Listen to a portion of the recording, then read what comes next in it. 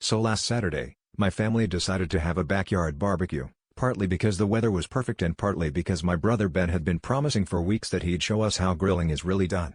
Ben's always had a flair for the dramatic. He once tried to light birthday candles with a blowtorch, and this time he was extra motivated because his crush, Emily, from down the street, was coming over for the first time.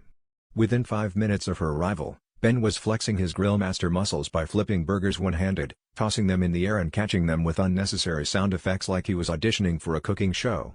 The rest of us watched, half in awe, half in horror, as the patties spun through the air, narrowly missing Dad's favorite ferns. Things started to get weird when one particularly ambitious flip launched a burger clear over the fence. We all froze for a second, listening for the telltale thud, but instead, there was a soft woof from next door.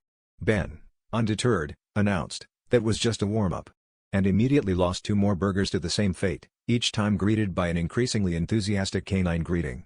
At this point, our neighbor's dachshund, Pickles, was practically vibrating with excitement, his nose pressed to the fence like he'd just discovered a new meat-based religion. Now, the real fun began when Pickles started barking every time Ben so much as touched a burger. The dog must have thought he'd finally figured out the secret to free fast food. Just wait for the clumsy neighbor to start showing off. Soon enough, Pickles was joined by 2 other neighborhood dogs, all lined up along the fence like some kind of canine drive-through. Emily, to her credit, was laughing so hard she nearly dropped her plate, while Ben tried to salvage his dignity by attempting safer flips, still one-handed, still disastrous. By the end of the barbecue, Ben had successfully delivered more burgers to Pickles than our own guests.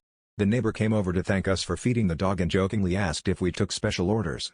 As for Pickles, he now sits by the fence every day at 5 p.m., waiting for his next delivery. My brother may not have impressed Emily with his grilling skills, but he's officially earned a new title in the neighborhood, Door Dachshund.